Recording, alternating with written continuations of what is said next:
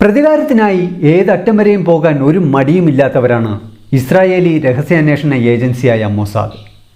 1972 പശ്ചിമ ജർമ്മനിയിലെ Munich Olympics, കായിക ലോകത്തെ ഞെട്ടിപ്പിച്ച തീവ്രവാദി ആക്രമണം.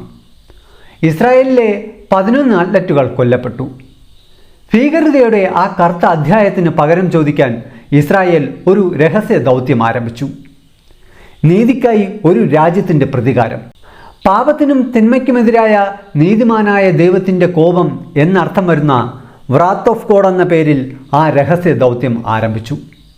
ലക്ഷ്യം ഒന്ന് മാത്രം: ആ ഭീകരാക്രമണത്തിന് പിന്നിൽ പ്രവർത്തിച്ച ഓരോരുത്തരെയും കണ്ടുപിടിച്ച് കൊന്നുകളയുക. അത് നിസ്സാരമായൊരു പ്രവൃത്തിയായിരുന്നില്ല. അവരെക്കുറിച്ചുള്ള വിവരങ്ങൾ ശേഖരിക്കുവാൻ ഏജന്റുമാർ അവരുടെ ലക്ഷ്യത്തിനായി മാസങ്ങളും വർഷങ്ങളും പിന്തുടർന്നു. ആർക്കും ഒരു സംശയവും തോന്നാതെ പല രാജ്യാതിർത്തികളും കടന്നു ചെന്ന് ശത്രുക്കളെ കൊല്ലുന്നതിന് 1 മണിക്കൂർ മുമ്പ് അവരുടെ കുടുംബത്തിന് ഒരു പൂച്ചെണ്ടും അനുശോചന കാർഡും അയക്കുമായിരുന്നു. അതിൽ ഇങ്ങനെ എഴുതുമായിരുന്നു: a reminder, we do not forget or forgive. അതിനർത്ഥം, ഓർക്കുക, ഞങ്ങൾ ഒരിക്കലും മറക്കുകയോ ക്ഷമിക്കുകയോ ഇല്ല. തുടർന്ന് അവർ 11 വെടിയുണ്ടകൾ കൊണ്ട് ശത്രുവിനെ വെടിവെച്ച് കൊല്ലും. മ്യൂണിക്കിൽ കൊല്ലപ്പെട്ട 11 ഇസ്രായേലി അത്ലറ്റുകൾക്ക് ആദരാഞ്ജലി അർപ്പിക്കുവാനുള്ള അവരുടെ രീതി ഇങ്ങനെയായിരുന്നു. സങ്കീർണതകളും ബുദ്ധിമുട്ടുകളും നിറഞ്ഞ ഈ പ്രവർത്തനം ഇസ്രായേൽ തുടർന്നു. അത്ലറ്റുകളുടെ കൊലപാതകത്തിന് കാരണക്കാരായ ഓരോ കൊലയാളിയെയും ഇല്ലാതാക്കുന്നതുവരെ. മൊസാദിൻ്റെ ഈ ദൗത്യം 20 വർഷം നീണ്ടുനിന്നു. നമ്മളിന്ന് ടെല്ലിംഗ് ഹിസ്റ്ററിലൂടെ പരിശോധിക്കുന്നത് ഇസ്രായേലി അത്ലറ്റുകളെ കൊന്ന പാലസ്തീൻ തീവ്രവാദ ഗ്രൂപ്പായ ബ്ലാക്ക് സെപ്റ്റംബർ ഓർഗനൈസേഷനെ കുറിച്ചും അവരെ ലോകത്തിൻ്റെ ഏത് കോണിൽ നിന്നും വേട്ടയാടി ചോരയ്ക്ക് ചോര കൊണ്ട് പ്രതികാരം ചെയ്യാൻ തുനിഞ്ഞിറങ്ങിയ ഇസ്രായേലിൻ്റെ ചാരസംഘടനയായ മൊസാദിൻ്റെ ഓപ്പറേഷൻ വ്രാത്ത് ഓഫ് ഗോഡിനെ കുറിച്ചുമാണ്. ഈ ചാനൽ ഇപ്പോൾ തന്നെ സബ്സ്ക്രൈബ് ചെയ്തു വെച്ചോളൂ. അത് നിങ്ങൾക്ക് വളരെയധികം ഉപകാരപ്പെടും. ഒരേ നാട്ടിൽ വേരുള്ള 2 ജനത, എന്നാൽ അവർ നൂറ്റാണ്ടുകളായി പരസ്പരം ശത്രുതയിലുമാണ്. 1948 ഇസ്രായേൽ ഒരു രാജ്യമായി രൂപീകരണപ്പെട്ടതിനു ശേഷം ഓരോ കാലം കഴിയുന്തോറും അവരുടെ ശത്രുതയ്ക്കുള്ള കാരണങ്ങളും കൂടിക്കൂടി വരുന്നതാണ് കാണാൻ സാധിക്കുന്നത്. അതിന് അടിസ്ഥാന കാരണം തീവ്രവാദം തന്നെയാണ്. 1960-കൾക്ക് ശേഷം ഫലസ്തീനിലെ വിഘടനവാദികളുടെയും തീവ്രവാദ ഗ്രൂപ്പുകളുടെയും എണ്ണം വളരെയധികം വർദ്ധിച്ചു. 1967 6 ദിവസം നീണ്ടുനിന്ന ഇസ്രായേൽ അറബ് യുദ്ധത്തിൽ ഇസ്രായേൽ അറബ് സഖ്യത്തെ പരാജയപ്പെടുത്തി. ഇസ്രായേലിൻ്റെ പെട്ടെന്നുള്ള വിജയം ഈജിപ്റ്റ്, സിറിയ, ജോർദാൻ എന്നിവിടങ്ങളിൽ നിന്നുള്ള ഗണ്യമായ പ്രദേശങ്ങൾ ഇസ്രായേലിൻ്റെ കൈവശമായി. ഈ യുദ്ധത്തിലേക്ക് നയിച്ച പ്രധാന കാരണങ്ങൾ എന്തെന്ന് വെച്ചാൽ, ചെങ്കടലിൽ നിന്ന് തുറമുഖ നഗരമായ എലാറ്റിലേക്കുള്ള ഇസ്രായേലിൻ്റെ കടൽ പ്രവേശനം വിച്ഛേദിച്ചുകൊണ്ട് ടിറാൻ കടലിടുക്ക് അടച്ചുപൂട്ടിയതും, സിറിയയെ ആക്രമിക്കുവാൻ ഇസ്രായേൽ സൈന്യത്തെ സജ്ജമാക്കുന്നുവെന്ന തെറ്റായ വിവരം അന്നത്തെ സോവിയറ്റ് യൂണിയൻ ഈജിപ്തിന് നൽകിയതും, സിറിയയിൽ നിന്നുള്ള ഫലസ്തീൻ ഗറില്ല ആക്രമണങ്ങളുടെ തീവ്രത വർദ്ധിച്ചതും, അതിർത്തികളിലെ ആഭ്യന്തര സംഘർഷങ്ങളൊക്കെയാണ് അന്ന് ആ യുദ്ധത്തിലേക്ക് തള്ളിവിട്ടത്. എന്തായാലും ആ യുദ്ധത്തിൽ ഇസ്രായേലിൻ്റെ വിജയം ഫലസ്തീൻ തീവ്രവാദ ഗ്രൂപ്പുകൾ കൂടുതൽ ഭീകര പ്രവർത്തനങ്ങളിലേക്ക് തിരിഞ്ഞു. ഫലസ്തീൻകാരുടെ ഈ തീവ്രവാദ പ്രവർത്തനങ്ങൾ അവർക്ക് തന്നെ വിനയാകുന്ന മറ്റൊരു സംഭവം നടക്കുകയാണ്. അതാണ് 1970 നടന്ന ജോർദാൻ ആഭ്യന്തര കലാപം. അഭയാർത്ഥികളായി ജോർദാനിലേക്ക് കുടിയേറിയ പാലസ്തീനുകാർ പാലസ്തീൻ ലിബറേഷൻ ഓർഗനൈസേഷൻ പോലുള്ള വിമോചന സംഘടനകളാൽ ജോർദാനിൽ ശക്തിപ്പെടുകയും ജോർദാനിൽ അവർ സ്വന്തമായി അധികാരം സ്ഥാപിക്കാൻ ശ്രമിക്കുകയും ജോർദാൻ സർക്കാരിൻ്റെ പരമാധികാരത്തിന് ഭീഷണിയാവുകയും ചെയ്തു. പാലസ്തീൻ പോരാളികൾ ജോർദാനിൽ സ്വയംഭരണ പ്രദേശങ്ങൾ ഉണ്ടാക്കുകയും രാജ്യത്തിനകത്ത് നിയമവിരുദ്ധ പ്രവർത്തനങ്ങൾ നടത്തുകയും ചെയ്ത് ജോർദാനിലെ ഹുസൈൻ രാജാവിനും സർക്കാരിനും വെല്ലുവിളിയായി. കുടിയേറ്റ അഭയാർത്ഥികളായി ജോർദാനിൽ വന്നു കയറിയ പാലസ്തീനുകൾ ജോർദാനിലെ ഹുസൈൻ രാജാവിനെ വധിച്ച് അധികാരം പിടിച്ചെടുക്കാനാണ് ശ്രമിച്ചത്. അതിൻ്റെ ഭാഗമായി നിരവധി വധശ്രമങ്ങളിൽ നിന്ന് ഹുസൈൻ രാജാവ് രക്ഷപ്പെട്ടിട്ടുമുണ്ട്. ഇതേ കാലത്ത് തന്നെ ജോർദാനിൽ ഒരു അരക്ഷിതാവസ്ഥ കൊണ്ടുവരാൻ വേണ്ടി 1970 September 6 popular front of the liberation of Palestine എന്ന തീവ്രവാദ സംഘടന ജോർദാനിൽ വന്ന് തിരികെ മടങ്ങുകയായിരുന്ന 4 വിദേശ വിമാനങ്ങൾ റാഞ്ചിയെടുക്കുന്നു. TWA ഫ്ലൈറ്റ് 741 ഫ്രാങ്ക്ഫർട്ടിൽ നിന്നുള്ളതും സ്വിസ് എയർ ഫ്ലൈറ്റ് 100 സ്വിറ്റ്സർലാൻഡിലെ സ്യൂറച്ചിൽ നിന്നുള്ളതും പാൻ AM ഫ്ലൈറ്റ് 93യും EL/AL ഫ്ലൈറ്റ് 219ഉം ആംസ്റ്റർഡാമിൽ നിന്നുള്ളതുമായിരുന്നു. എന്നാൽ EL/AL ഫ്ലൈറ്റ് 219ലെ ഹൈജാക്കിംഗ് ശ്രമം ആ ഫ്ലൈറ്റിനുള്ളിലെ സുരക്ഷാ ഉദ്യോഗസ്ഥൻ തടഞ്ഞു. മറ്റ് ഹൈജാക്ക് ചെയ്യപ്പെട്ട 3 വിമാനങ്ങൾ ജോർദാനിലെ തന്നെ സർഖയ്ക്കടുത്തുള്ള ഒരു വിദൂര മരുഭൂമിയിലെ വ്യോമതാവളമായ ഡെസർട്ട് ഫീൽഡിൽ ലാൻഡ് ചെയ്യിക്കാൻ നിർബന്ധിതരാക്കി. ആ 3 വിമാനങ്ങളിൽ നിന്നും 300-ലധികം യാത്രക്കാരെ ഒഴിപ്പിച്ച ശേഷം ആ 3 വിമാനങ്ങളും തകർത്ത് കളഞ്ഞു. ജോർദാനിലേക്ക് വിദേശ സഞ്ചാരികൾ വരാതിരിക്കാനും ജോർദാനെ സാമ്പത്തികമായി തകർത്ത് ഒരു അരക്ഷിതാവസ്ഥ സൃഷ്ടിക്കാനും വേണ്ടിയൊക്കെയായിരുന്നു പാലസ്തീൻ ലിബറേഷൻ ഓർഗനൈസേഷനും Popular front of the liberation of പാലസ്തീനുമൊക്കെ സംഘടിതമായി വിദേശ വിമാനങ്ങൾ റാഞ്ചിയെടുത്ത് തകർത്ത് കളഞ്ഞത്. പാല് കൊടുത്ത കൈക്ക് തന്നെ കൊത്തുക എന്ന് പറയുന്നത് പോലെ തന്നെ അഭയം കൊടുത്ത രാജ്യത്തെ തന്നെ തകർക്കാൻ ശ്രമിക്കുന്ന പാലസ്തീനികളെ ജോർദാനിൽ നിന്നും ഒഴിപ്പിക്കാൻ 1970 സെപ്റ്റംബർ 16-ന് ഹുസൈൻ രാജാവ് പട്ടാളത്തിന് ഉത്തരവ് നൽകി. ഇതോടെ ജോർദാൻ സൈന്യം ജോർദാനിൽ പിടിമുറുക്കിയ പാലസ്തീൻ അധിനിവേശ പ്രദേശങ്ങളൊന്നാകെ ആക്രമിച്ചു. ആയിരക്കണക്കിന് പാലസ്തീനുകൾ കൊല്ലപ്പെട്ടു. സംഘടിത പാലസ്തീൻ തീവ്രവാദ ഗ്രൂപ്പുകളെയെല്ലാം പരാജയപ്പെടുത്തിക്കൊണ്ട് ജോർദാനിൽ നിന്ന് പുറത്താക്കുകയും ലെബനിലേക്ക് നാടുകടത്തുകയും ചെയ്തു. ഈ ഒരു സംഭവത്തിൽ പ്രതികാരം ചെയ്യുന്നതിനായി പാലസ്തീനി ഗ്രൂപ്പുകൾ ബ്ലാക്ക് സെപ്റ്റംബർ ഓർഗനൈസേഷൻ എന്ന പേരിൽ മറ്റൊരു തീവ്രവാദ ഗ്രൂപ്പിന് രൂപം നൽകി. അങ്ങനെ ബ്ലാക്ക് സെപ്റ്റംബർ എന്ന തീവ്രവാദ ഗ്രൂപ്പിൻ്റെ അടുത്ത ലക്ഷ്യം ജോർദാനിൽ നിന്ന് പാലസ്തീനുകളെ പുറത്താക്കിയ ഹുസൈൻ രാജാവിനെ കൊല്ലുക, ലോകത്തിൻ്റെ ശ്രദ്ധ പിടിച്ചുപറ്റുന്ന നിരവധി ഭീകരാക്രമണങ്ങൾ നടത്തുക എന്നതൊക്കെയായിരുന്നു. എന്നാൽ അവർക്ക് ഹുസൈൻ രാജാവിനെ ഒന്നും ചെയ്യാൻ കഴിഞ്ഞില്ല എങ്കിലും ബ്ലാക്ക് സെപ്റ്റംബർ എന്ന തീവ്രവാദ സംഘടന രൂപീകരിച്ച തൊട്ടടുത്ത വർഷം തന്നെ 1971 നവംബർ 28-ന് ഒരു അറബ് ലീഗ് യോഗത്തിൽ പങ്കെടുക്കുന്നതിനായി ഈജിപ്തിലെ കെയ്റോയിലെത്തിയ അന്നത്തെ ജോർദാൻ പ്രധാനമന്ത്രി വസ്ഫി ടാലിനെ ഷെറാട്ടൺ ഹോട്ടലിലെ ലോബിയിൽ വച്ച് ബ്ലാക്ക് സെപ്റ്റംബർ എന്ന സംഘടനയിലെ തീവ്രവാദികൾ വെടിവെച്ചു കൊന്നു. 1972 മെയ് 8-ന് ബെൽജിയത്തിലെ ബ്രസൽസിൽ നിന്ന് ഇസ്രായേലിലെ ടെൽ അവയിലേക്ക് പറക്കുന്ന സബേന ഫ്ലൈറ്റ് 571 എന്ന യാത്രാ വിമാനം തീവ്രവാദ ഗ്രൂപ്പായ ബ്ലാക്ക് സെപ്റ്റംബർ ഓർഗനൈസേഷനിലെ 2 പുരുഷന്മാരും 2 സ്ത്രീകളും അടങ്ങുന്ന 4 തീവ്രവാദികൾ റാഞ്ചിയെടുക്കുന്നു. ആ വിമാനത്തിൽ 90 യാത്രക്കാരുണ്ടായിരുന്നു. ഇസ്രായേലിലെ ടെൽ അവയിലേക്ക് പറന്നുകൊണ്ടിരുന്ന ആ വിമാനത്തെ ഇസ്രായേലിലെ തന്നെ ഏറ്റവും പ്രധാന വിമാനത്താവളമായ ബെൻഗുരിയൻ ഇൻ്റർനാഷണൽ വിമാനത്താവളത്തിൽ ലാൻഡ് ചെയ്യിപ്പിച്ചു. വിമാനത്തിലെ 90 യാത്രക്കാരെയും ജീവനക്കാരെയും ആ തീവ്രവാദികൾ ബന്ദികളാക്കി. ഇസ്രായേലിലെ ജയിലുകളിൽ കഴിയുന്ന 317 പാലസ്തീൻ തീവ്രവാദികളെ മോചിപ്പിക്കണമെന്ന ആവശ്യവും അല്ലാത്തപക്ഷം ആ വിമാനത്തിലെ എല്ലാവരെയും കൊന്നുകളയുമെന്ന ഭീഷണിയും ആ വിമാനത്തിലെ പൈലറ്റ് വഴി ഇസ്രായേലിലെ ഉന്നത ഉദ്യോഗസ്ഥരിലേക്ക് വിവരം കൈമാറി. ഭീകരരുമായി യാതൊരു ചർച്ചയ്ക്കോ അവരുടെ ആവശ്യങ്ങൾ അംഗീകരിക്കാനോ തയ്യാറാകില്ല എന്നതായിരുന്നു ഇസ്രായേലിൻ്റെ നയം. അന്ന് ഇസ്രായേലിലെ ആദ്യത്തെ വനിതാ പ്രധാനമന്ത്രിയായിരുന്ന ഗോൾഡ മേയർ അടുത്ത ഇസ്രായേലി ഭാവി പ്രധാനമന്ത്രിയായിരുന്ന യഹൂദ് ബറാക്കിൻ്റെ നേതൃത്വത്തിൽ വിമാനത്തിലേക്ക് ഒരു കമാൻഡോ ആക്രമണത്തിന് രഹസ്യ ഉത്തരവിട്ടു. അന്ന് രാത്രി വിമാനത്തിലെ പൈലറ്റിനും ഇസ്രായേലിലെ വിമാനത്താവള ഉദ്യോഗസ്ഥർക്കും തമ്മിൽ രഹസ്യ കോഡ് സന്ദേശങ്ങൾ അയക്കാൻ സാധിച്ചു. വിമാനത്തിൽ എത്ര ഹൈജാക്കർമാരുണ്ടെന്നും അവർ വിമാനത്തിൻ്റെ ഏതൊക്കെ ഭാഗങ്ങളിലാണ് ഉള്ളതെന്നുമുള്ള രഹസ്യ സന്ദേശം പൈലറ്റ് ഇസ്രായേലി ഉദ്യോഗസ്ഥർക്ക് അയച്ചപ്പോൾ ഇസ്രായേലി ഉദ്യോഗസ്ഥർ പൈലറ്റിന് മറ്റൊരു സന്ദേശം അയച്ചു. വിമാനത്തിലെ ലാൻഡിംഗ് ഗിയറിൽ ഹൈഡ്രോളിക് സംവിധാനത്തിന് കേടുപാടുണ്ടെന്നും അതിനാൽ അത് ചെക്ക് ചെയ്യാൻ മെക്കാനിക്കിനെ അനുവദിക്കണം എന്ന് ഹൈജാക്കർമാരെ പറഞ്ഞു വിശ്വസിപ്പിക്കണം എന്നായിരുന്നു ആ സന്ദേശം. അങ്ങനെ പൈലറ്റ് ഹൈജാക്കർമാരെ പറഞ്ഞു വിശ്വസിപ്പിച്ചു. ഹൈജാക്കർമാർ അത് വിശ്വസിച്ച് മെക്കാനിക്കിനെ അനുവദിക്കുകയും ചെയ്തു.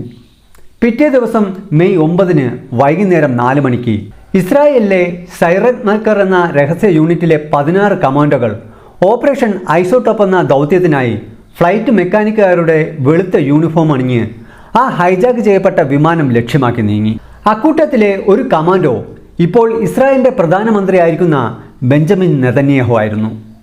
മെക്കാനിക്കാരുടെ വേഷത്തിൽ തന്ത്രപരമായി വിമാനത്തിനുള്ളിൽ അതിക്രമിച്ച് കയറി ദൗത്യം പൂർത്തിയാക്കാൻ അവർക്ക് 90 സെക്കൻഡ് മാത്രമേ വേണ്ടി വന്നിരുന്നുള്ളൂ. അതായത് ആ 1.5 മിനിറ്റിനുള്ളിൽ 2 പുരുഷ തീവ്രവാദികളെ കൊല്ലുകയും 2 സ്ത്രീ തീവ്രവാദികളെ അറസ്റ്റ് ചെയ്യുകയും ചെയ്തു. ആ ഒരു ഓപ്പറേഷനിൽ യാത്രക്കാരിയായ ഒരു സ്ത്രീ മരിക്കുകയും ബെഞ്ചമിൻ നെതന്യാഹുവിൻ്റെ കൈകാലുകളിലേക്ക് വെടിയുണ്ട തുളഞ്ഞു കയറി പരിക്ക് പറ്റുകയും ചെയ്തു. ആ വിമാനത്തിലെ മറ്റ് യാത്രക്കാർ വിജയകരമായ ആ ഓപ്പറേഷൻ ആഹ്ലാദത്തോടെ ആഘോഷിക്കുമ്പോൾ ഇസ്രായേൽ ദൗത്യസേന ജീവനോടെ പിടികൂടിയ വനിതാ തീവ്രവാദികളെ ചോദ്യം ചെയ്തു. പാലസ്തീൻ ലിബറേഷൻ ഓർഗനൈസേഷനുമായി ബന്ധമുള്ള പുതിയ തീവ്രവാദ ഗ്രൂപ്പായ ബ്ലാക്ക് സെപ്റ്റംബറിലെ അംഗങ്ങളാണ് തങ്ങളെന്ന് അവർ സമ്മതിച്ചു. ഈ വിമാന റാഞ്ചലിൻ്റെ മുഖ്യ ആസൂത്രകൻ അലി ഹസൻ സലാമാണെന്നും അവർ പറഞ്ഞു. എന്നാൽ പ്രശ്നങ്ങൾ അവിടം കൊണ്ടൊന്നും അവസാനിച്ചില്ല. പാലസ്തീനി തീവ്രവാദികളുടെ ആക്രമണങ്ങൾ സജീവമായിരുന്ന സാഹചര്യത്തിൽ ഇസ്രായേൽ സുരക്ഷ ശക്തമാക്കിയിരുന്നു. ഈ ഒരു സാഹചര്യത്തിൽ Popular front of the liberation of പാലസ്തീനും ബ്ലാക്ക് സെപ്റ്റംബർ ഓർഗനൈസേഷനും സംയുക്തമായി ജാപ്പനീസ് റെഡ് ആർമി എന്ന തീവ്രവാദ ഗ്രൂപ്പിലെ അംഗങ്ങളായ 3 ജാപ്പനീസ് തീവ്രവാദികളെ റിക്രൂട്ട് ചെയ്ത് അലി ഹസൻ സലാമിൻ്റെ നേതൃത്വത്തിൽ പരിശീലനം നൽകി വിമാന റാഞ്ചലുമായി ബന്ധപ്പെട്ട ഓപ്പറേഷൻ നടന്ന ഇസ്രായേലിലെ അതേ ബെൽഗുരിയൻ അന്താരാഷ്ട്ര വിമാനത്താവളത്തിൽ 2 ആഴ്ചകൾക്ക് ശേഷം മറ്റൊരു തീവ്രവാദ ആക്രമണത്തിനായി പറഞ്ഞയക്കുന്നു. ആ എയർപോർട്ടിലെ ലഗേജ് ക്ലെയിം ഏരിയയിലെത്തിയ ഭീകരർ വയലിംഗ് കേസുകളിൽ ഒളിപ്പിച്ചു വച്ചിരുന്ന ഓട്ടോമാറ്റിക് യന്ത്രത്തോക്കുകളും ഗ്രനേഡുകളും ഉപയോഗിച്ച് തുരുതുര വെടിയുതിർക്കുകയും ഗ്രനേഡുകൾ എറിയുകയും ചെയ്തു. ആ എയർപോർട്ടിൽ സുരക്ഷ ശക്തമായിരുന്നുവെങ്കിലും ജാപ്പനീസ് പൗരന്മാരായ ഇവരെ സുരക്ഷാ ഉദ്യോഗസ്ഥർ സംശയിച്ചിരുന്നില്ല. ആയതിനാലാണ് പാലസ്തീൻ തീവ്രവാദ ഗ്രൂപ്പിൽ നിന്നും പരിശീലനം ലഭിച്ച ആ 3 ജപ്പാൻ പൗരന്മാർക്ക് ഇസ്രായേലിലെ ബെൽഗുരിയൻ അന്താരാഷ്ട്ര വിമാനത്താവളത്തിൽ അന്ന് ആക്രമണം നടത്താനായത്. ആ ആക്രമണത്തിൽ 26 പേർ കൊല്ലപ്പെടുകയും 78 പേർക്ക് പരിക്കേൽക്കുകയും ചെയ്തു. അക്രമകാരികളായ 3 ജാപ്പനീസ് തീവ്രവാദികളിൽ ഒരാൾ സുരക്ഷാ ഗാർഡുകളുടെ വെടിയേറ്റ് കൊല്ലപ്പെട്ടു. വേറൊരാൾ സ്വയം ഗ്രനേഡ് പൊട്ടിത്തെറിച്ച് മരിച്ചു. മറ്റൊരാൾ പരിക്കുകളോടെ പിടിക്കപ്പെട്ടു. ഈ ഭീകരാക്രമണത്തിൻ്റെ ഉത്തരവാദിത്വം തീവ്രവാദ ഗ്രൂപ്പായ Popular front of the liberation of പാലസ്തീനും ബ്ലാക്ക് സെപ്റ്റംബർ ഓർഗനൈസേഷനും സംയുക്തമായി ഏറ്റെടുത്തു. ഈ ഒരു സംഭവത്തിന് ശേഷം വിമാനത്താവള സുരക്ഷാ മാനദണ്ഡങ്ങൾ കൂടുതൽ ശക്തമാക്കി. ഇനി പെട്ടെന്നൊന്നും ഒരു തീവ്രവാദ ആക്രമണം ഇസ്രായേൽ എന്ന രാജ്യത്തിനുള്ളിൽ നടക്കില്ല.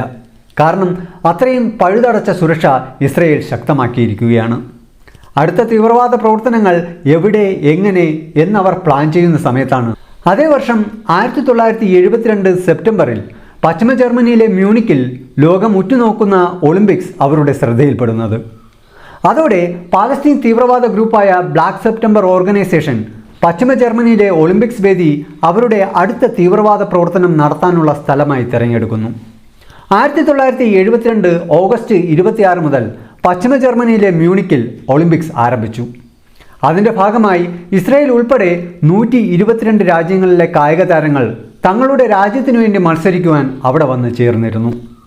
ഇതേസമയം ജർമ്മനിയുടെ മുൻകാല ചരിത്രത്തിൽ അഡോൾഫ് ഹിറ്റ്ലറുടെയും 2ാം ലോക മഹായുദ്ധ കാലം നടന്നിരുന്ന കാലത്തെയും കൂട്ടക്കൊലപാതകങ്ങളുടെ വലിയൊരു പേരുദോഷം മാറ്റിയെടുക്കാനായി തങ്ങൾ ദേശീയതയ്ക്ക് എതിരായ ഒരു സമാധാനം ആഗ്രഹിക്കുന്ന രാജ്യമായി സ്വയം അവതരിപ്പിക്കാനായി ജർമ്മനി അവരുടെ രാജ്യത്ത് വെച്ച് നടക്കുന്ന ഈ ഒളിമ്പിക്സിനെ പ്രയോജനപ്പെടുത്താൻ ശ്രമിച്ചു. അതിനാലാണ് പശ്ചിമ ജർമ്മനിയിലെ ഒളിമ്പിക്സ് സംഘാടകർ ഈ ഒളിമ്പിക്സിന് game of peace and joy എന്ന ക്യാപ്ഷൻ നൽകിയത്. ഒളിമ്പിക്സ് വില്ലേജിലെ സൗഹാർദ്ദപരമായ അന്തരീക്ഷം നിലനിർത്തുന്നതിന് വേണ്ടി അവർ അവിടെ പ്രത്യേക സുരക്ഷാ ക്രമീകരണങ്ങളൊന്നും തന്നെ ഏർപ്പെടുത്തിയിട്ടുമുണ്ടായിരുന്നില്ല. ഈ ഒരു സുരക്ഷാ വീഴ്ച മുതലെടുത്ത് പാലസ്തീൻ തീവ്രവാദ സംഘടനയായ ബ്ലാക്ക് സെപ്റ്റംബർ പശ്ചിമ ജർമ്മനിയിലെ സമാധാനത്തിൻ്റെയും സന്തോഷത്തിൻ്റെയും ഒളിമ്പിക്സ് വേദിയെ ഒരു മരണക്കളിയാക്കി മാറ്റാൻ അവിടെ എത്തിയിരുന്നു. അങ്ങനെ ബ്ലാക്ക് സെപ്റ്റംബറിലെ 8 തീവ്രവാദികൾ 1972 സെപ്റ്റംബർ 5 പുലർച്ചെ 4:30 കഴിയുന്ന സമയത്ത് സ്പോർട്സ് ട്രാക്ക് ഷൂട്ടുകളും ധരിച്ച് സ്പോർട്സ് ബാഗുകളിൽ ആയുധങ്ങളുമായി 10 അടിയോളം ഉയരമുള്ള വേലി ചാടി ആ ഒളിമ്പിക്സ് വില്ലേജിനുള്ളിലേക്ക് കടന്നു. അകത്ത് കടന്ന ഉടനെ തന്നെ ആ 8 തീവ്രവാദികളും ഇസ്രായേൽ കായിക താരങ്ങൾ താമസിക്കുന്ന ക്വാർട്ടേഴ്സ് ലക്ഷ്യമാക്കി നീങ്ങി. ആ ഇസ്രായേൽ കായിക താരങ്ങളുടെ ക്വാർട്ടേഴ്സ് കണ്ടുപിടിച്ച തീവ്രവാദികൾ അവരുടെ ബാഗുകളിൽ നിന്നും തോക്കുകൾ കയ്യിലെടുത്ത് വളരെ ഉച്ചത്തിൽ ഇസ്രായേലി കായിക താരങ്ങളുടെ വാതിലുകൾ മുട്ടാൻ ആരംഭിച്ചു. പുലർച്ചെയുള്ള ഈ ഒച്ചപ്പാടും ബഹളവും കേട്ട് ഇസ്രായേലി വെയ്റ്റ് ലിഫ്റ്റിംഗ് റഫറി യോസഫ് ഗെറ്റ്ഫ്രട്ടും ബ്രസീലിയൻ കോച്ച് മോഷെ വെൽബർട്ടും വാതിലുകൾ തുറന്ന് നോക്കുന്ന സമയത്ത് ആയുധങ്ങൾ ഏന്തി നിൽക്കുന്നവരെയാണ് അവർ കണ്ടത്. അതോടെ കാര്യങ്ങൾ മനസ്സിലാക്കാൻ അവർക്ക് അധികം സമയം വേണ്ടി വന്നില്ല. അവർ ഇരുവരും ചേർന്ന് തീവ്രവാദികളുമായി മൽപ്പിടുത്തം നടത്തുകയും ഏറ്റുമുട്ടുകയും ചെയ്തുകൊണ്ട് അവരുടെ കടന്നുകയറ്റം തടയാൻ ശ്രമിച്ചുകൊണ്ട് ഉച്ചത്തിൽ അലറി വിളിച്ചുകൊണ്ട് മറ്റ് ഇസ്രായേലി കായിക താരങ്ങളോട് ആ ക്വാർട്ടേഴ്സിൽ നിന്നും ഇറങ്ങി ഓടി രക്ഷപ്പെടാൻ ആവശ്യപ്പെട്ടു. ഈ ഒച്ചപ്പാടും ബഹളവും കേട്ട് പല ഇസ്രായേലി കായിക താരങ്ങളും അടുത്തുള്ള കെട്ടിടങ്ങളിലേക്ക് ഓടി രക്ഷപ്പെട്ടു.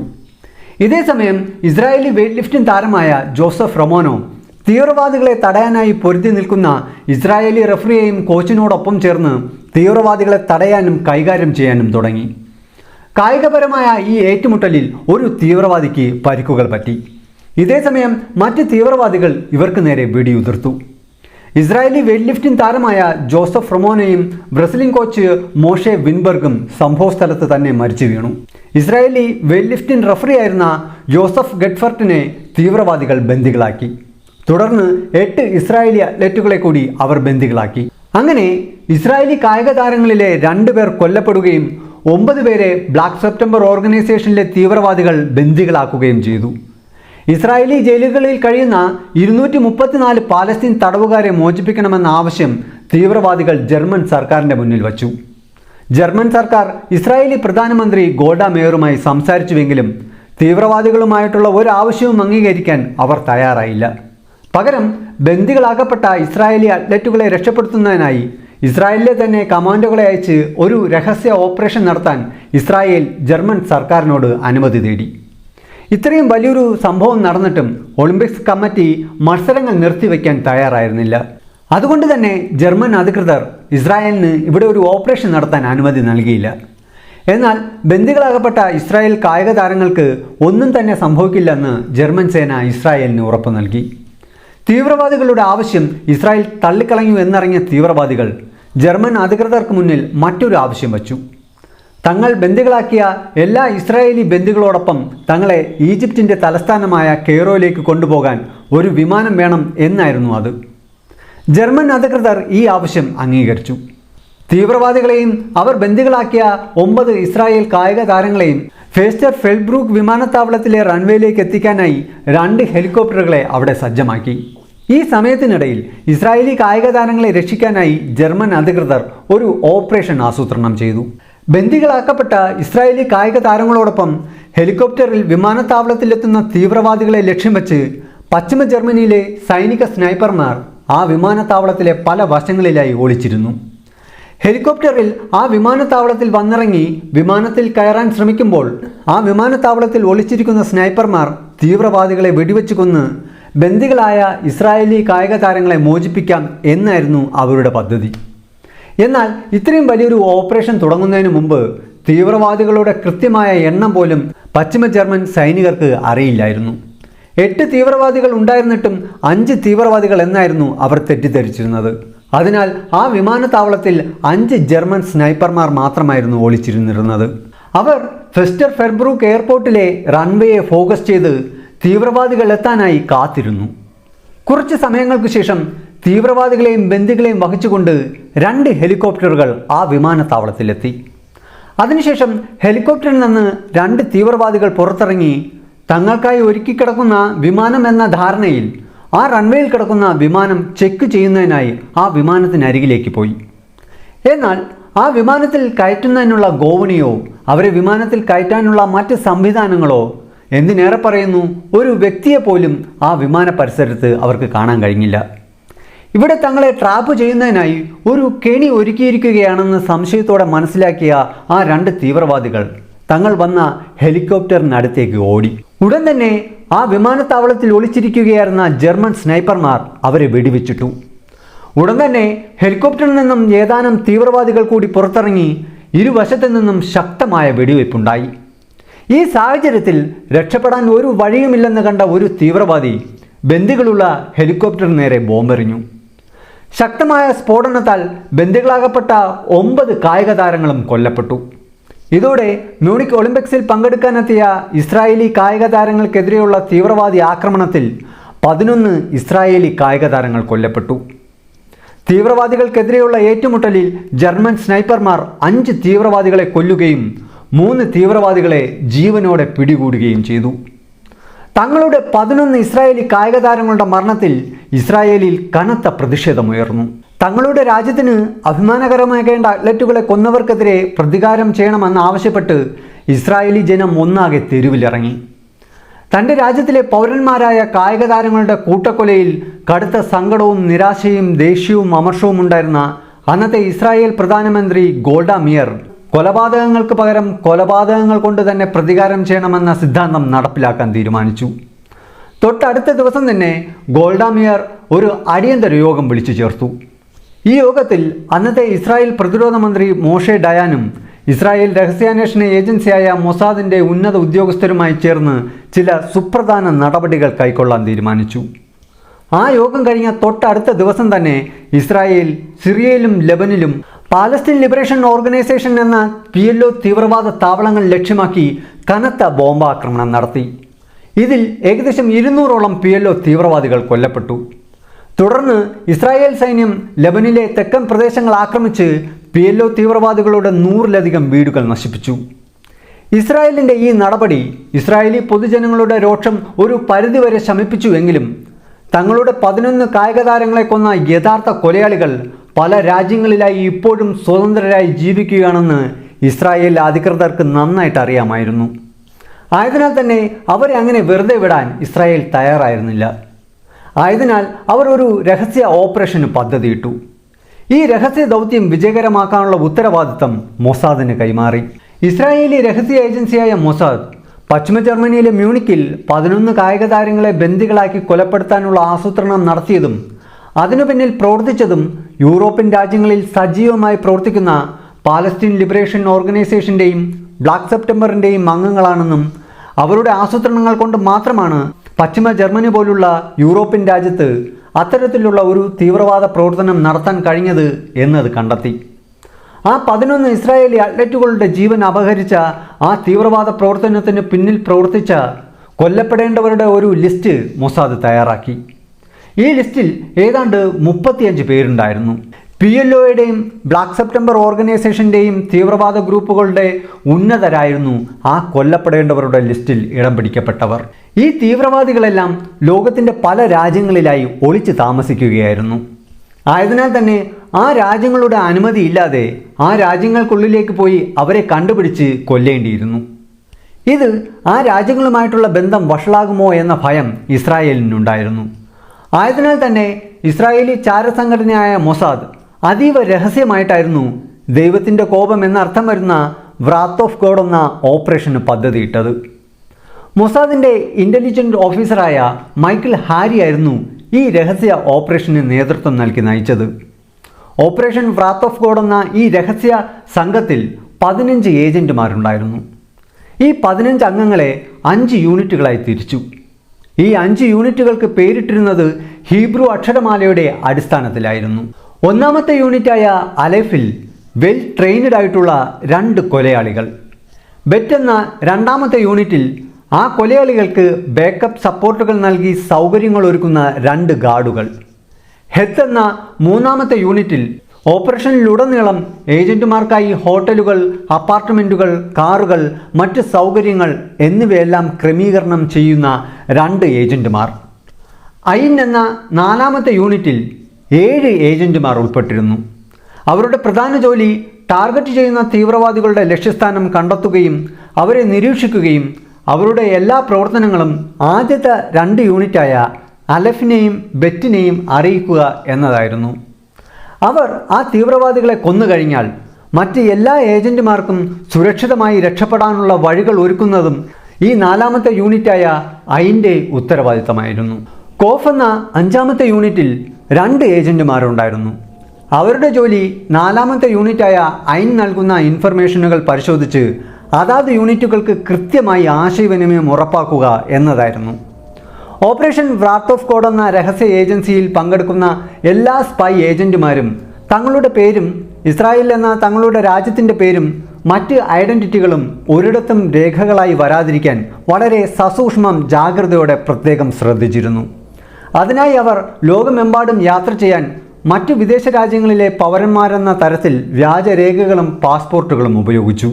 ഓപ്പറേഷന് വേണ്ടിയുള്ള എല്ലാ ഒരുക്കങ്ങളും പൂർത്തിയാക്കിയ ശേഷം മൊസാദിൻ്റെ ആ രഹസ്യ ദൗത്യത്തിലെ സ്പൈ ഏജന്റുമാർ ഓപ്പറേഷൻ വ്രാത്ത് ഓഫ് ഗോഡ് ആരംഭിച്ചു.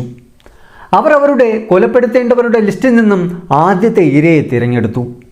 പാലസ്തീൻ ലിബറേഷൻ ഓർഗനൈസേഷൻ തലവൻ യാസർ അറാഫത്തിൻ്റെ ബന്ധുവായ വിൽ സുവേത്തർ ആയിരുന്നു അയാൾ. ഇറ്റലിയിലെ റോമിൽ താമസിച്ചുകൊണ്ട് പാലസ്തീൻ ലിബറേഷൻ ഓർഗനൈസേഷൻ്റെ പ്രവർത്തനങ്ങളെ ഏകോപിപ്പിക്കുന്ന പ്രവൃത്തി ചെയ്തു വരികയായിരുന്നു. അയാൾ രാത്രികളിൽ അത്താഴം കഴിക്കുന്നതിന് വേണ്ടി മാത്രമായിരുന്നു അദ്ദേഹത്തിൻ്റെ അപ്പാർട്ട്മെൻറ്റിൽ നിന്ന് പുറത്തിറങ്ങിയിരുന്നത്. ഇത് മൊസാദിൻ്റെ ഓപ്പറേഷൻ വ്രാത്ത് ഓഫ് ഗോഡിൻ്റെ ചാര ഏജന്റുമാർ ദിവസങ്ങളോളം നിരീക്ഷിച്ചു. 1972 ഒക്ടോബർ 16 രാത്രിയിൽ അയാൾ അത്താഴം കഴിച്ച് തിരികെ അപ്പാർട്ട്മെൻറ്റിലേക്ക് മടങ്ങി വരുമ്പോൾ അദ്ദേഹത്തിന് നേരെ 11 വെടിയുണ്ടകൾ പായിച്ച് കൊലപ്പെടുത്തി. 11 ഇസ്രായേലി അത്ലറ്റുകാരുടെ മരണത്തിന് പകരം വീട്ടുന്നതിൻ്റെ സിംബോളിക് പ്രതികാരമായിരുന്നു ആ 11 വെടിയുണ്ടകൾ കൊണ്ടുള്ള കൊലപാതകം. ഇസ്രായേലിൻ്റെ രഹസ്യാന്വേഷണ ഏജൻസിയായ മൊസാദിൻ്റെ ഓപ്പറേഷൻ വ്രാത്ത് ഓഫ് ഗോഡിൻ്റെ ഈ ആദ്യ കൊലപാതകം കഴിഞ്ഞ് 13 ദിവസങ്ങൾക്ക് ശേഷം 1972 ഒക്ടോബർ 29 ഇസ്രായേലിൻ്റെ ദേഷ്യം ഇരട്ടിയായി വർദ്ധിപ്പിക്കുന്ന ഒരു സംഭവം നടന്നു. സിറിയയിലെ ഡമാസ്കസിൽ നിന്ന് പശ്ചിമ ജർമ്മനിയിലെ ഫ്രാങ്ക്ഫർട്ട് നഗരത്തിലേക്ക് പറക്കുകയായിരുന്ന ലുഫ്താൻസ ഫ്ലൈറ്റ് 615 ബ്ലാക്ക് സെപ്റ്റംബറിലെ 2 തീവ്രവാദികൾ റാഞ്ചിയെടുക്കുകയും പശ്ചിമ ജർമ്മനിയിലെ മ്യൂണിക് ഒളിമ്പിക്സിൽ 11 ഇസ്രായേലി അത്ലറ്റുകാരെ കൊലപ്പെടുത്തിയതിൽ ജീവനോടെ പിടിക്കപ്പെട്ട് പടിഞ്ഞാറൻ ജർമ്മൻ ജയിലിൽ കഴിയുകയായിരുന്ന ബ്ലാക്ക് സെപ്റ്റംബറിൻ്റെ 3 തീവ്രവാദികളെ മോചിപ്പിക്കണമെന്ന് ജർമ്മൻ സർക്കാരിനോട് ആ വിമാന റാഞ്ചികൾ ആവശ്യപ്പെടുകയും ജർമ്മൻ സർക്കാർ അതിന് വഴങ്ങി ആ 3 തീവ്രവാദികളെ വിട്ടയക്കുകയും ചെയ്തു. ഈ ഒരു സംഭവം ഇസ്രായേലിന് ഒരിക്കലും അംഗീകരിക്കാൻ കഴിയുന്നുണ്ടായിരുന്നില്ല. ജർമ്മനിയുടെ ആ പ്രവൃത്തിയെ ഇസ്രായേൽ കണക്കറ്റ് വിമർശിക്കുകയും ആ 3 തീവ്രവാദികളെ കൂടി മൊസാദിൻ്റെ ഓപ്പറേഷൻ വ്രാത്ത് ഓഫ് ഗോഡിൻ്റെ കൊലപ്പെടുത്തേണ്ടവരുടെ ലിസ്റ്റിൽ ഉൾപ്പെടുത്തുകയും ചെയ്തു. തുടർന്ന് ഓപ്പറേഷൻ വ്രാത്ത് ഓഫ് ഗോഡിൻ്റെ മൊസാദിൻ്റെ ഏജന്റുമാർ കൊലപ്പെടുത്തേണ്ടവരുടെ ലിസ്റ്റിലെ അടുത്ത ഇരയെ തിരയുമ്പോഴാണ് 1972 ഡിസംബറോടെ ഫ്രാൻസിൽ വർഷങ്ങളായി പാലസ്തീൻ ലിബറേഷൻ ഓർഗനൈസേഷന് വേണ്ടി പ്രവർത്തിക്കുന്ന മുഹമ്മദ് ഹംസാരിയുടെ ലൊക്കേഷൻ അവർക്ക് ലഭിക്കുന്നത്. അങ്ങനെ മൊസാദിൻ്റെ സ്പൈ ഏജന്റുമാർ ഫ്രാൻസിലെത്തുകയും മുഹമ്മദ് ഹംസാരിയുടെ ആക്ടിവിറ്റികൾ ട്രാക്ക് ചെയ്യുന്നതിനായി നിരവധി ദിവസങ്ങൾ അയാളുടെ അപ്പാർട്ട്മെൻറ്റ് നിരീക്ഷിക്കുകയും ചെയ്തു.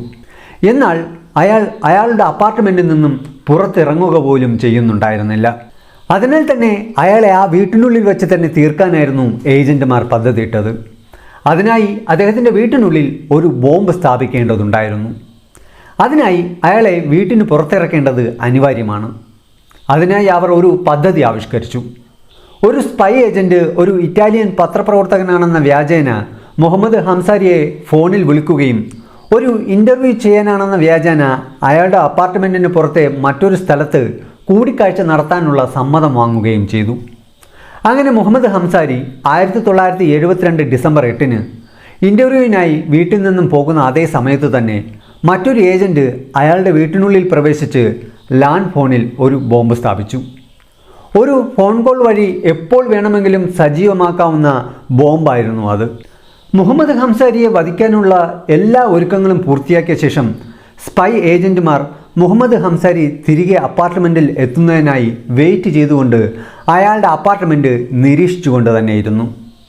മൊസാദിൻ്റെ സ്പൈ ഏജന്റുമാർ ഒരുക്കിയ വ്യാജ ഇൻ്റർവ്യൂവിൽ പങ്കെടുത്ത് തൻ്റെ അപ്പാർട്ട്മെൻറ്റിൽ തിരികെ എത്തിയ മുഹമ്മദ് ഹംസാരിയെ അതേ ഏജന്റ് അയാളെ ഫോണിൽ വിളിച്ച് ചോദിച്ചു, "ഞാൻ ഈ സംസാരിക്കുന്നത് മുഹമ്മദ് ഹംസാരിയോടാണോ?" അയാൾ അതെ എന്ന് മറുപടി നൽകിയ ഉടൻ തന്നെ ആ ഫോണിലെ ബോംബ് സജീവമാവുകയും ശക്തമായ സ്ഫോടനത്തോടെ പൊട്ടിത്തെറിക്കുകയും ചെയ്തു. ഈ സ്ഫോടനത്തിൽ മുഹമ്മദ് ഹംസാരിക്ക് മാരകമായ പരുക്കുകൾ പറ്റുകയും ഏതാനും ആഴ്ചകൾക്ക് ശേഷം ചികിത്സയ്ക്കിടെ മരിച്ചു പോവുകയും ചെയ്തു. അങ്ങനെ മ്യൂണിക് ഒളിമ്പിക്സിലെ കൂട്ടക്കൊലയ്ക്ക് നേതൃത്വം നൽകിയ സൂത്രധാരന്മാരിൽ രണ്ടാമത്തെയാളെയും മൊസാദ് കൊലപ്പെടുത്തി. അടുത്ത് കൊല്ലപ്പെടേണ്ട അവരുടെ ലിസ്റ്റിലെ മറ്റൊരു പ്രധാനി ഹുസൈൻ അൽ ബഷീറായിരുന്നു. അയാളെ ലക്ഷ്യമാക്കി മൊസാദിലെ ഏജന്റുമാർ ലോകമെമ്പാടും തിരയാൻ തുടങ്ങി. ഒരു മാസത്തെ കഠിനമായ പരിശ്രമത്തിനു ശേഷം അദ്ദേഹം സൈപ്രസിലെ നിക്കോസിയ നഗരത്തിൽ ഒളിവിൽ കഴിഞ്ഞുകൊണ്ട് അവിടെ പാലസ്തീൻ ലിബറേഷൻ ഓർഗനൈസേഷൻ്റെ അനുബന്ധ സംഘടനയായ ഫതഫിനു വേണ്ടി പ്രവർത്തിക്കുകയാണെന്ന് മൊസാദിന് വിവരം ലഭിച്ചു. മൊസാദ് ഏജന്റുമാർ ഹുസൈൻ അൽ ബഷീറിൻ്റെ ദിനചര്യകൾ നിരീക്ഷിക്കാൻ തുടങ്ങി. എവിടെ പോകുന്നു, എപ്പോൾ വരുന്നു എന്നിങ്ങനെയെല്ലാം. അങ്ങനെ അവസരം കിട്ടിയ ഒരു ദിവസം 1973 ജനുവരി 24 മൊസാദ് ഏജന്റുമാർ ഹുസൈൻ അൽ ബഷീർ താമസിക്കുന്ന ഹോട്ടൽ മുറിയിൽ കയറി കട്ടിലിൻ്റെ അടിയിൽ ഒരു ബോംബ് സ്ഥാപിച്ചു. അന്ന് രാത്രിയിൽ തൻ്റെ ഹോട്ടൽ മുറിയിൽ തിരികെ എത്തിയ ഹുസൈൻ അൽ ബഷീർ ഉറങ്ങുന്നതിനായി ആ കട്ടിലിൽ കിടന്ന ഉടനെ തന്നെ കട്ടിലിൻ്റെ അടിയിൽ സ്ഥാപിച്ചിരുന്ന ബോംബ് അതിഭീകരമായി പൊട്ടിത്തെറിച്ചു.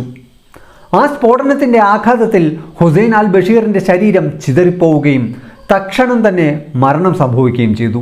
ഇത്തരത്തിൽ തങ്ങളുടെ ലിസ്റ്റിലെ ഇരകളെ ലോകത്തിൻ്റെ ഏത് കോണിൽ നിന്നും കണ്ടുപിടിച്ച് തുടർച്ചയായി യാതൊരു പാളിച്ചയുമില്ലാതെ കൊലപ്പെടുത്തിക്കൊണ്ടിരുന്നത് മൊസാദിൻ്റെ ആത്മവിശ്വാസം വർദ്ധിച്ചു. പ്രതികാരത്തിൻ്റെ കോപത്തിയിൽ അവർ തങ്ങളുടെ സുഹൃത്ത് രാജ്യമായ അമേരിക്കയെ പോലും ഭയക്കാത്ത ഒരു അവസ്ഥയിലേക്ക് എത്തിയിരുന്നു. മ്യൂണിക് ഒളിമ്പിക്സിൽ ഇസ്രായേലി കായിക താരങ്ങളെ കൊലപ്പെടുത്താനായി തീവ്രവാദികൾക്ക് ആയുധങ്ങൾ നൽകി എന്ന സംശയത്തിൻ്റെ പേരിൽ അമേരിക്കൻ യൂണിവേഴ്സിറ്റി ഓഫ് ബെയ്റൂട്ടിലെ നിയമ പ്രൊഫസറായ ബാസിൽ അൽ ഖുബൈസിയെ മൊസാദ് ഏജന്റുമാർ ലക്ഷ്യമിടുകയും അയാളുടെ ഇൻ്റർനാഷണൽ യാത്രകളും ബന്ധങ്ങളും നിരീക്ഷിച്ച് ഉറപ്പുവരുത്തിയ ശേഷം പാരീസിലെ ഒരു ഹോട്ടലിൽ നിന്ന് പുറത്തിറങ്ങുമ്പോൾ മൊസാദിൻ്റെ 2 ഷൂട്ടർമാർ 11 വെടിയുണ്ടകൾ കൊണ്ട് ബാസിൽ അൽ ഖുബൈസിയെ കൊലപ്പെടുത്തി. തങ്ങളുടെ ആളുകൾ തുടർച്ചയായി പല രാജ്യങ്ങളുടെ പല കോണുകളിൽ നിന്നും കൊല്ലപ്പെടുന്നതിൽ ബ്ലാക്ക് സെപ്റ്റംബർ ഓർഗനൈസേഷനിലെ തീവ്രവാദികൾ അസ്വസ്ഥരായിരുന്നു. അവരിൽ ഭയം പടർന്നു പിടിച്ചു. അതിൻ്റെ ഭാഗമായി ഇസ്രായേലി പ്രധാനമന്ത്രി ഗോൾഡ മേയറിനെ കൊലപ്പെടുത്തി പ്രതികാരം ചെയ്യാൻ ബ്ലാക്ക് സെപ്റ്റംബർ ഓർഗനൈസേഷനിലെ തീവ്രവാദികൾ പദ്ധതിയിട്ടു. 1973 ജനുവരിയിൽ ഗോൾഡ മേയർ ഇറ്റലിയുടെ തലസ്ഥാനമായ റോമിൽ പോപ്പ് പോൾ 6 സന്ദർശിക്കാൻ പോകുന്നുണ്ടായിരുന്നു. അവരുടെ സുരക്ഷ കണക്കിലെടുത്ത് ഈ യാത്രാ വിവരങ്ങൾ വളരെ രഹസ്യമാക്കിയാണ് വച്ചിരുന്നത്. എന്നാൽ ഈ വിവരം എങ്ങനെയോ ബ്ലാക്ക് സെപ്റ്റംബറിലെ തീവ്രവാദികൾ അറിയുന്നു. അതോടെ ബ്ലാക്ക് സെപ്റ്റംബർ എന്ന ആ തീവ്രവാദ സംഘടനയുടെ നേതാവായ അലി ഹസൻ സലാം ഇസ്രായേൽ പ്രധാനമന്ത്രി ഗോൾഡ മേയറെയും അവരോടൊപ്പം റോമിലേക്ക് വരുന്ന ക്യാബിനറ്റ് മന്ത്രിമാരെയും കൊല്ലാൻ പദ്ധതിയിട്ടു. റോമിലെ ഫ്യൂച്ചിമിനോ വിമാനത്താവളത്തിൽ അവർ വരുന്ന വിമാനം ലാൻഡ് ചെയ്യുമ്പോൾ മിസൈൽ ഉപയോഗിച്ച് തകർക്കാനായിരുന്നു പദ്ധതി. അതിൻ്റെ ഭാഗമായി ഈ തീവ്രവാദ പ്രവർത്തനത്തിന് നേതൃത്വം നൽകുന്ന അലി ഹസൻ സലാമിൻ്റെ നേതൃത്വത്തിൽ സ്ട്രെല്ല 2 വിഭാഗത്തിൽപ്പെടുന്ന മിസൈലുകൾ യൂഗോസ്ലാവിയയിൽ നിന്ന് ഒരു ബോട്ട് വഴി ഇറ്റലിയിൽ എത്തിച്ച് അവിടെ നിന്ന് ഒരു വാനിൽ ആ മിസൈലുകൾ റോമിലെ ഫിയൂച്ചിമിനോ വിമാനത്താവളത്തിന് സമീപത്ത് രഹസ്യമായി എത്തിച്ചു വച്ചു. ഇതിനുശേഷം ഇറ്റാലിയൻ പോലീസിൻ്റെയും മൊസാദിൻ്റെയും ശ്രദ്ധ റോമിൽ നിന്ന് മാറ്റുന്നതിനായി 1972 ഡിസംബർ 28 ഈ തീവ്രവാദികളുടെ മറ്റൊരു ഗ്രൂപ്പ് ബാങ്കോക്കിലെ ഇസ്രായേലി എംബസി ആക്രമിക്കുകയും 12 പേരെ അവിടെ ബന്ദികളാക്കുകയും ചെയ്തു. ഈ ഒരു അതിബുദ്ധി തീവ്രവാദികൾക്ക് തന്നെ തിരിച്ചടിയായി. ഇസ്രായേൽ പ്രധാനമന്ത്രി ഗോൾഡ മേയർ ഇറ്റലിയിലെ റോമിൽ എത്തുന്നതിന് മുമ്പ് ഇറ്റാലിയൻ അധികൃതർ റോമിലെ ഫിയോചെമിനോ വിമാനത്താവളത്തിലും പരിസരങ്ങളിലും സുരക്ഷാ പരിശോധന ആരംഭിച്ചു. അവിടെ അവർക്ക് സംശയാസ്പദമായ ഒരു വാൻ ശ്രദ്ധയിൽപ്പെട്ടു. ആ വാനിനുള്ളിൽ തീവ്രവാദികൾ ഒളിച്ചിരിപ്പുണ്ടായിരുന്നു. ഉടൻ തന്നെ ഇറ്റാലിയൻ സുരക്ഷാ സേന തീവ്രവാദികളെ ആക്രമിച്ച് ഗുരുതരമായി പരിക്കേൽപ്പിച്ച് സ്ഥിതിഗതികൾ നിയന്ത്രണത്തിലാക്കുകയും ചെയ്തു. ആ വാനിനുള്ളിൽ നിന്ന് 6 മിസൈലുകൾ പിടിച്ചെടുത്തു. കൂടാതെ മിസൈൽ ലോഞ്ചറുകൾ ഘടിപ്പിച്ച മറ്റൊരു വാഹനം കൂടി പിടിച്ചെടുത്ത് നശിപ്പിച്ചു. ഇതോടെ തീവ്രവാദികളുടെ മുഴുവൻ പദ്ധതികളും തകർന്നു. ഇതൊക്കെ സംഭവിക്കുമ്പോഴും മൊസാദ് തങ്ങളുടെ ഹിറ്റ് ലിസ്റ്റിലെ നിരവധി തീവ്രവാദികളെ കൊന്നിരുന്നു. തുടർന്നും നിരവധി തീവ്രവാദികളെ കണ്ടെത്തേണ്ടതുണ്ടായിരുന്നു.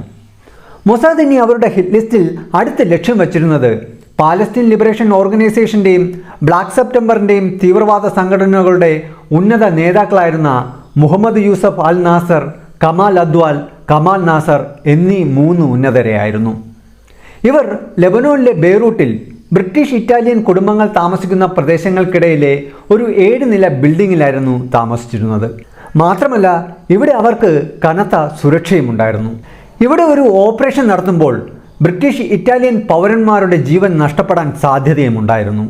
ആയതിനാൽ തന്നെ മൊസാദിന് ഈ ഒരു ഓപ്പറേഷൻ അത്ര എളുപ്പമായിരുന്നില്ല.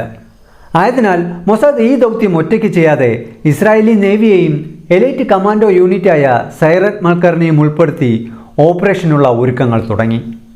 ഈ ഒരു ഓപ്പറേഷന് വേണ്ടി മൊസാദിൻ്റെ നീൻസൺ എന്ന ഒരു വനിതാ ഏജന്റിനെ 1973 ജനുവരിയിൽ ബെയ്റൂട്ടിലേക്ക് അയക്കുന്നു. അവിടെ താമസിച്ച് ആ 3 തീവ്രവാദികളുടെയും ചെറു വിവരങ്ങൾ പോലും ശേഖരിക്കുകയായിരുന്നു അവളുടെ ദൗത്യം. അതിനായി ലേഡി ഹെസ്റ്റർ ഹോപ്പിനെക്കുറിച്ചുള്ള ഒരു TV സീരിയൽ നിർമ്മിക്കാൻ വന്ന ഒരു യൂറോപ്യൻ വനിത എന്ന തരത്തിൽ അവൾ ആ പ്രദേശത്തെ ആളുകളുടെ വിശ്വാസം നേടിയെടുത്തു.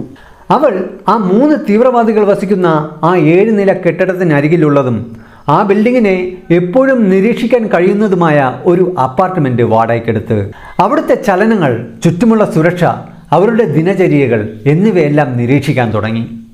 ഇതിനിടയിൽ ഇസ്രായേലിൽ ഓപ്പറേഷന്റെ അടുത്ത ഘട്ടത്തിനായിട്ടുള്ള തയ്യാറെടുപ്പുകൾ നടക്കുന്നുണ്ടായിരുന്നു. ഈ ഓപ്പറേഷനിൽ സൈറത് മൽക്കറിന്റെ 14 കമാൻഡോകൾക്കൊപ്പം നേവി സ്പെഷ്യലിസ്റ്റുകളും പങ്കെടുക്കുവാൻ തീരുമാനിച്ചു. 3 മാസത്തെ തയ്യാറെടുപ്പിനു ശേഷം 1973 ഏപ്രിൽ 6-ന് മൊസാദിന്റെ 6 ഏജന്റുമാർ വ്യാജ ബ്രിട്ടീഷ്, ജർമ്മൻ, ബെൽജിയൻ പാസ്പോർട്ടുകളുമായി ബെയ്റൂട്ടിലെത്തി. അവർ ഓപ്പറേഷൻ യൂണിറ്റുകൾക്കായി ആവശ്യമായിട്ടുള്ള എല്ലാ ക്രമീകരണങ്ങളും നേരത്തെ തന്നെ ഒരുക്കി വച്ചു. 3 ദിവസങ്ങൾക്ക് ശേഷം ഏപ്രിൽ 9-ന് രാത്രിയിൽ ഇസ്രായേലി നാവികസേനയുടെ സഹായത്തോടെ ഇസ്രായേലി കമാൻഡോകളും ബെയ്റൂട്ട് തീരത്തെത്തി. അവിടെ അവരെ കാത്തു നിന്നിരുന്ന മൊസാദിന്റെ ഏജന്റുമാർ അവരെ കാറിൽ കയറ്റി ലക്ഷ്യസ്ഥാനത്തെത്തിച്ചു. ഈ കമാൻഡോകൾ വിനോദസഞ്ചാരികളെ പോലെ വേഷം ധരിച്ചിരുന്നു. അതിൽ ചിലർ സ്ത്രീകളുടെ വേഷം പോലും ധരിച്ചിരുന്നു. ആരുടെയും ശ്രദ്ധയിൽപ്പെടാതെ അവർക്ക് ലക്ഷ്യസ്ഥാനത്ത് എളുപ്പത്തിൽ എത്താൻ വേണ്ടിയായിരുന്നു അത്. താമസിക്കാതെ തന്നെ എല്ലാവരും പ്ലാൻ ചെയ്തിരിക്കുന്നത് പോലെ തന്നെ വ്യത്യസ്ത ദിശകളിലേക്ക് പോയി അവരവരുടെ ലക്ഷ്യസ്ഥാനത്തെത്തി ഒരേ സമയം ആക്രമണം നടത്താൻ തുടങ്ങി. ചില കമാൻഡോകൾ വളരെ വേഗത്തിൽ തന്നെ മുഹമ്മദ് യൂസഫ് അൽ നാസറിന്റെ അപ്പാർട്ട്മെന്റിലേക്ക് പ്രവേശിച്ച് അദ്ദേഹത്തെ കൊലപ്പെടുത്തി. ഈ ഒരു ആക്രമണ സമയത്ത് അവിടുത്തെ സുരക്ഷാ ചുമതലയുണ്ടായിരുന്ന ലബനീസ് പോലീസ് തടയാൻ ശ്രമിച്ചു. അതിന്റെ ഭാഗമായി 2 ലബനീസ് പോലീസുകാരും ഒരു ഇറ്റാലിയൻ പൗരനും കൊല്ലപ്പെട്ടു. ഇവിടെ ഇതെല്ലാം നടക്കുന്ന അതേ സമയത്ത് തന്നെ കമാൻഡോകളുടെ മറ്റ് 2 ടീമുകൾ വളരെ തന്ത്രപരമായി അവർ ടാർഗറ്റ് ചെയ്തിരുന്ന കമൽ അദ്വാനെയും കമൽ നാസറിനെയും കൊലപ്പെടുത്തി. അതിനുശേഷം അവർ Popular front of the liberation of പാലസ്തീനിന്റെ തീവ്രവാദ കേന്ദ്രങ്ങളുടെ ആസ്ഥാനം ലക്ഷ്യമാക്കി ആക്രമണം നടത്തി 100ഓളം തീവ്രവാദികളെ കൊലപ്പെടുത്തി. ലെബനിലെ തങ്ങളുടെ ശത്രുക്കളെ ഇല്ലാതാക്കിയ ശേഷം മൊസാദിന്റെ അടുത്ത ലക്ഷ്യം മ്യൂണിക് ഒളിമ്പിക്സിൽ 11 ഇസ്രായേലി കായിക താരങ്ങളെ കൊലപ്പെടുത്തിയ, തീവ്രവാദ ആക്രമണത്തിന് പദ്ധതിയിട്ട് ആസൂത്രണം ചെയ്ത് നടപ്പിലാക്കിയ അലി ഹസൻ സലാമിനെ തന്നെയായിരുന്നു. ആ 11 ഇസ്രായേലി കായിക താരങ്ങൾ കൊല്ലപ്പെട്ടതിനു ശേഷം ഇസ്രായേലിന്റെ രഹസ്യാന്വേഷണ ഏജൻസിയായ മൊസാദ് നടത്തിവരുന്ന പകവീട്ടലിൽ പല മുതിർന്ന തീവ്രവാദ അംഗങ്ങളും ലോകത്തിന്റെ പല രാജ്യങ്ങളിലെ പല കോണുകളിലും ഒന്നിനു പുറകെ ഒന്നായി കൊല്ലപ്പെട്ടുകൊണ്ടിരിക്കുന്നതിനാൽ തന്നെ ഇസ്രായേലി മൊസാദ് ഏജന്റുമാർ തന്നെയും തേടിയെത്തുമെന്ന് അലി ഹസൻ സലാമിന് നന്നായി അറിയാമായിരുന്നു.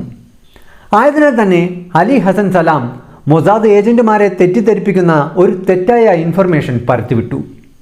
അലി ഹസൻ സലാമിനെ തിരഞ്ഞു നടന്ന മൊസാദ് ആ തെറ്റായ ഇൻഫർമേഷൻ വിശ്വസിച്ച് നോർവേയിലേക്ക് പോവുകയും നോർവേയിലെ ഒരു ഹോട്ടലിൽ വെയിറ്ററായി ജോലി ചെയ്യുന്ന മൊറോക്കൻ സ്വദേശിയായ അഹമ്മദ് ബൗച്ചി തൻ്റെ ഭാര്യയോടൊപ്പം സിനിമ കഴിഞ്ഞ് തിരികെ വീട്ടിലേക്ക് മടങ്ങുന്ന വഴി അലി ഹസൻ സലാമാണെന്ന തെറ്റായ ഇൻഫർമേഷനാൽ തെറ്റിദ്ധരിച്ച് മൊസാദ് ഏജന്റുമാർ അഹമ്മദ് ബൗച്ചിയെ വെടിവെച്ചു കൊന്നു. ആ കൊലപാതകം നടന്ന ഉടനെ തന്നെ നോർവീജിയൻ പോലീസ് അവരെ വളയുകയും മൊസാദിന്റെ 2 വനിതാ ഏജന്റ് ഉൾപ്പെടെ 5 പേരെ അറസ്റ്റ് ചെയ്യുകയും ചെയ്തു. മൊസാദിന്റെ ഓപ്പറേഷൻ വ്രാത്ത് ഓഫ് കോഡ് നയിച്ചിരുന്ന തലവനായ മൈക്കിൾ ഹാരിയും ആ യൂണിറ്റിലെ മറ്റു 9 പേരും നോർവേജിയയിൽ നിന്ന് രക്ഷപ്പെട്ടു. നോർവേജിയയിൽ പിടിയിലായ എല്ലാ ഏജന്റുമാർക്കെതിരെ കേസെടുക്കുകയും അഹമ്മദ് ബൗച്ചിയുടെ കൊലപാതകത്തിന് കുറ്റക്കാരായി കണ്ട് അവരെ ജയിലിലടക്കുകയും ചെയ്തു. നോർവീജിയൻ പോലീസ് ഈ കേസ് വളരെ ഗൗരവമായി കണ്ട് അവരെ ചോദ്യം ചെയ്തു. അപ്പോഴാണ് അവർ ആ സത്യം തുറന്നു പറഞ്ഞത്. തങ്ങൾ ഇസ്രായേലിന്റെ ചാര ഏജൻസിയായ മൊസാദിലെ ഉദ്യോഗസ്ഥരാണെന്നും അതുവരെയും ആർക്കും പുറത്തറിയാത്ത ഓപ്പറേഷൻ വ്രാത്ത് ഓഫ് കോഡ് എന്ന ഓപ്പറേഷന്റെ ഭാഗമായിട്ട് എത്തിയതാണെന്നും തെറ്റായ ഒരു സോഴ്സിൽ നിന്നും ലഭിച്ച തെറ്റായ ഇൻഫർമേഷൻ വിശ്വസിച്ചതിനാൽ പറ്റിയ ഒരു അബദ്ധമാണെന്ന് ആളുമാറിയ ഈ കൊലപാതകമെന്നും അവർ തുറന്നു പറഞ്ഞു. മൊസാദിന്റെ ഓപ്പറേഷൻ വ്രാത്ത് ഓഫ് കോഡ് പല രാജ്യങ്ങളിലും വിജയകരമായി ഓപ്പറേഷൻ നടത്തിയിരുന്നു എന്ന വിവരങ്ങൾ പുറത്തു വന്നതോടെ വിവിധ രാജ്യങ്ങൾ ഇസ്രായേലിനെ രൂക്ഷമായി വിമർശിച്ചു. ഇത് അന്നത്തെ ഇസ്രായേൽ പ്രധാനമന്ത്രിയായ ഗോൾഡ മേയറിന്മേൽ സമ്മർദ്ദം വർദ്ധിക്കുകയും അതേ തുടർന്ന് ഓപ്പറേഷൻ വ്രാത്ത് ഓഫ് കോഡ് താൽക്കാലികമായി നിർത്തിവെക്കാൻ ഉത്തരവിടുകയും ചെയ്തു. അങ്ങനെ ഓപ്പറേഷൻ വ്രാത്ത് ഓഫ് കോഡ് ആരംഭിച്ച് 1 വർഷത്തിനു ശേഷം താൽക്കാലികമായി അത് അവസാനിച്ചു.